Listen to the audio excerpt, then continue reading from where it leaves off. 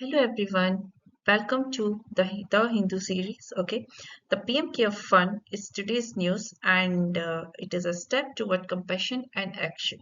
So, in this news, the activists raise alarm over a PM Care denial of access to audit statement. यहाँ पे क्या हुआ है कि जो एक्टिविस्ट है, ओके, उन्होंने एक कंसर्न को रेज किया है कि पीएम केयर फंड में जो भी ऑडिटेड फाइनेंशियल स्टेटमेंट है उसका पब्लिक एक्सेस है ही नहीं। ओके, उसको डिनाई किया जा रहा है कि हम पब्लिक एक्सेस नहीं देंगे।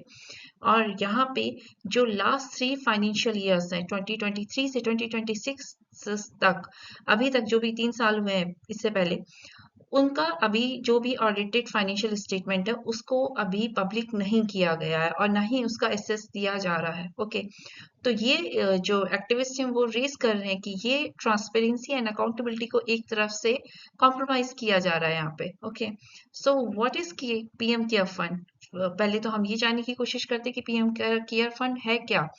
ये इसका जो फुल फॉर्म है वो है prime minister citizen assistance and relief in emergency situation fund. Okay, ये स्टैब्लिश हुआ था कोविड-19 के टाइम पे। ओके, तब पैंडेमिक चल रहा था 2020 में, मार्च 2020 में, एंड यहाँ पे इसको स्टैब्लिश किया गया लोगों को पब्लिक हेल्थ इमरजेंसी के लिए एंड नेचुरल डिजास्टर्स के लिए and other emergency relief measure के लिए पीएम केयर फंड को उस टाइम पे स्टैब्लिश किया गया था।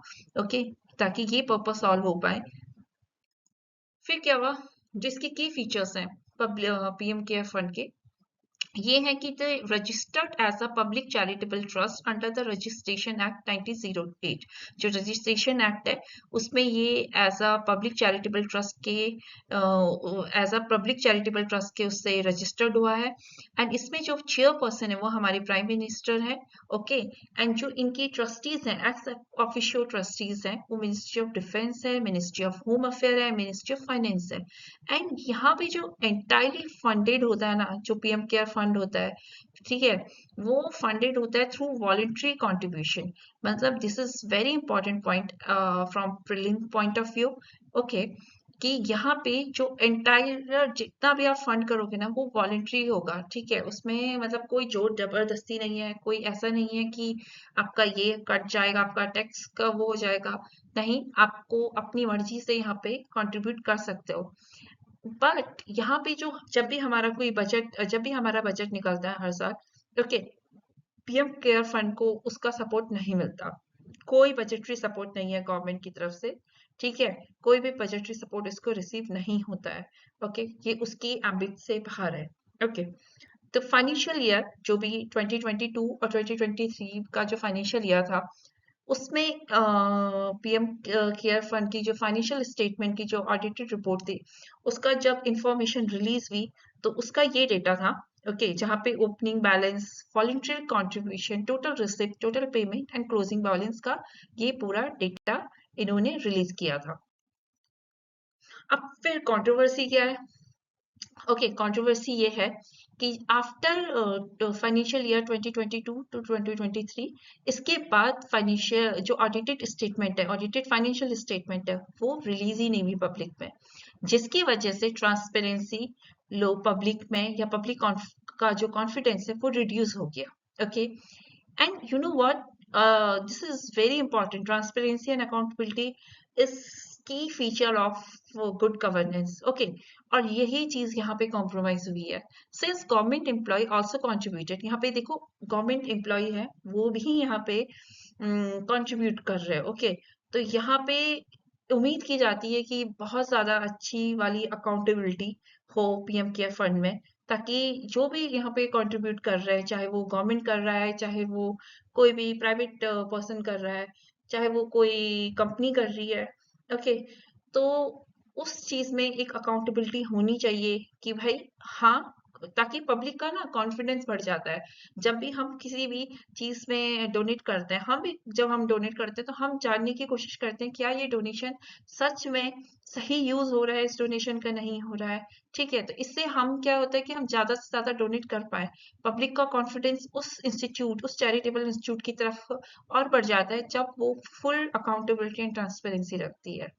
ओके, बट यहाँ पे क्या है कि गवर्नमेंट का स्टैंड क्या है? गवर्नमेंट बोलती है पीएम केयर जो आरटीआई एक्ट में पब्लिक अथॉरिटी वाला जो क्लॉज है उसके एम्बिट में आती ही नहीं है, outside the ambit of the public authority under the RTI act. Okay, तो automatically it is outside the ambit of RTI act. Okay, तो जब ये पब्लिक अथॉरिटी में आती नहीं है, जो कि हमने पब्लिक अथॉरिटी आरटीआई में डिफाइन कर रखी है, उसमें आती ही नहीं है, तो ये आरटीआई एक्ट के जो एम्बिट है उससे बाहर है। Okay, so it is not subject to audited by the CAG. Okay, CAG भी इसको ऑडिट नहीं कर रही है। ओके, नहीं कर सकती, एंड इसकी पार्लियामेंट्री स्क्रूटनी भी नहीं होती, क्योंकि जो पीएम केयर फंड है या कोई भी और फंड अगर हम देखें, ठीक है, तो सबका मोस्टली अगर ये गवर्नमेंट की तरफ से है तो इनकी पार्लियामेंट्री स्क्रूटनी होती है, इनका क्या इनको ऑडिट करती है।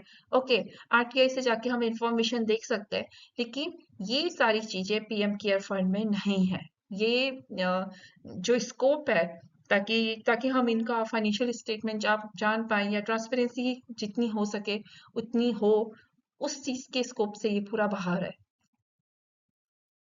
अब यहाँ पे हम पीएम पीएम केयर फंड में जो बेनिफिट्स मिलते हैं, अगर आप उसमें डोनेट कर रहे हो, आपको क्या बेनिफिट मिलते हैं ये हम देखते हैं यहाँ पे। इनकम टैक्स एक्ट, इसमें क्या है कि जो सेक्शन 80G है इनकम टैक्स एक्ट का, अगर आप पीएम केयर फंड में डोनेट कर रहे हो तो आपको 100% डिडक्शन मिलेगा इस सेक्शन के थ्रू। ओके, सीएसआर है कॉर्पोरेट सोशल रिस्पॉन्सिबिलिटी। ओके, तो क्या है कि कंपनी एक्ट 2013 में कंपनी को सीएसआर 2% देना पड़ता था। ओके, सीएसआर देते हैं, मतलब कोई भी सोशल रिस्पॉन्सिबिलिटी जो भी आपको करनी है, चाहे एजुकेशन में करो, किसी में भी करो।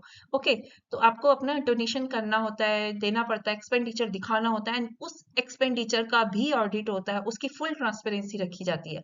लेकिन अगर आप अपना CSR expenditure PM care fund में दे दोगे ना, तो वो एज अ डोनेशन माना जाएगा, उस डोनेशन को सीएसआर एक्सपेंडिचर माना जाएगा, एंड फिर उसकी कोई भी उस पीएम केयर फंड की उसमें कोई अकाउंटेबिलिटी नहीं है, कोई ट्रांसपेरेंसी नहीं है, तो उसका ऑडिट भी नहीं होगा कि आपने अगर दे दिया CSR expenditure as a donation, तो क्या पता चल रहा है कि आपने क्या दिया।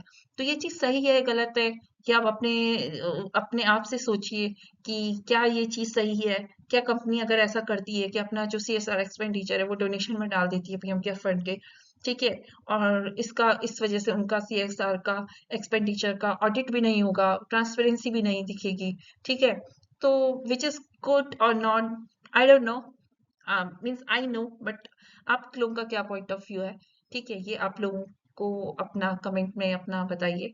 Okay, foreign donation exempted under the Foreign Contribution Regulation Act। अब सोचिए कोई भी बाहर से, चाहे वो डोनेशन हो, चाहे वो फॉरेन से कोई भी कंट्रीब्यूशन आता है एज अ मनी, ओके, तो उसको वो आ जाता है फॉरेन कंट्रीब्यूशन रेगुलेशन एक्ट के अंडर, ठीक है। बट अगर आप पीएम केयर फंड में डाल रहे हो ना, तो आप इस एक्ट के अंडर में आओगे ही नहीं, आप इस एक्ट के बाहर हो। ओके, आपको ये एक्ट छू भी नहीं पाएगा। अगर आपने पीएम केयर फंड में, आप बाहर हो, फॉरेन में रहते हो और आपने पीएम केयर फंड में डाल दिया, तो इस एक्ट के मतलब आप एग्जेम्प्टेड हो जाओगे, and can receive foreign donation through a designation FCRA को। और आपको लेकिन एक डेजिग्नेटेड एफसीआरए अकाउंट बनाना पड़ेगा। ओके, तब आप यहाँ से अपना मतलब फॉरेन डोनेशन इसमें पीएम केयर फंड में कर सकते हो। क्रिटिसिज्म क्या है पीएम केयर फंड का? लैक ऑफ ट्रांसपेरेंसी है, of course, which is major part of good governance, transparency and accountability. Key factor, okay, absence of recent public audit report. जो recent public audit report है, ये एक one of important concern है। outside the RTI framework, जब RTI framework के outside कर दिया, तो कैसे पता लगाएंगे, कैसे हम आरटीआई डालेंगे? कुछ नहीं कर सकते। ओके, कोई कैग का ऑडिट नहीं है, लिमिटेड पार्लियामेंट्री ओवरसाइट है। ओके, कुछ भी नहीं है, पार्लियामेंट्री स्क्रूटनी से भी बाहर है। According to them the greater disclosure would improve public accountability. तो इस आर्टिकल में बोला है कि जितना ज्यादा डिस्क्लोजर होगा इस चीज का, उतनी ज्यादा पब्लिक की अकाउंटेबिलिटी, मतलब पब्लिक अकाउंटेबिलिटी बढ़ेगी। ओके, तो इसमें जो हम देखेंगे प्रीलिम्स टेक अवे क्या है? Establish in March 2020 sorry, at the type public charitable trust, purpose किया है disaster and emergency relief, funding voluntary contribution only, budget support no, कोई बजट सपोर्ट नहीं है, ठीक है। RTI applicable, which is no again, ठीक है। And CAG audit no, parliamentary oversight no, ठीक है। जो income tax eighty G section, okay, benefit मिल रहा है, यस, 100% डिडक्शन, ओके, ये भी एक one of important PT point है। सीएसआर एलिजिबल हो, यस, सीएसआर में आप पीएम केयर फंड में डोनेट कर सकते हो सीएसआर के एक्सपेंडिचर को, ठीक है। एफसीआरए एलिजिबल है, यस, ओके। अब इसमें मीन्स वैल्यू एडिशन में हम देखेंगे जीएस पेपर सेकंड में जो ट्रांसपेरेंसी अकाउंटेबिलिटी आरटीआई, ये एक इट्सेल्फ एक टॉपिक है, ओके, जहाँ पे ये बहुत इम्पोर्टेंट टॉपिक है। और इसमें से इसको, और जो पेपर थर्ड का डिजास्टर मैनेजमेंट है और डिजास्टर रिलीफ फाइनेंसिंग है, इसको इसके साथ इंटीग्रेट करके ये आराम से क्वेश्चन बना सकते हैं और पेपर में ये आ सकता है। ट्रांसपेरेंसी एक क्वेश्चन हम देख भी लेते हैं, transparency and accountability are essential for maintaining a public trust in disaster relief fund and discuss the debate surrounding in PM Care Fund in light of principle of good governance. Okay, तो यहाँ पे ये question है means का, आप इसको attempt करिए और कमेंट में आंसर करिए। एंड द कंक्लूजन, इसमें अगर हम देखें इस आर्टिकल में, या आपको अपने मीन्स में जो कंक्लूजन लिखना होगा, ठीक है। From my side, the PM care fund has played an important role in mobilising resource during emergencies, okay, बहुत इंपॉर्टेंट रोल इसने रिसोर्स को मोबिलाइज करने के लिए इमरजेंसी में या कोविड के टाइम पे बहुत अच्छा रोल प्ले किया था।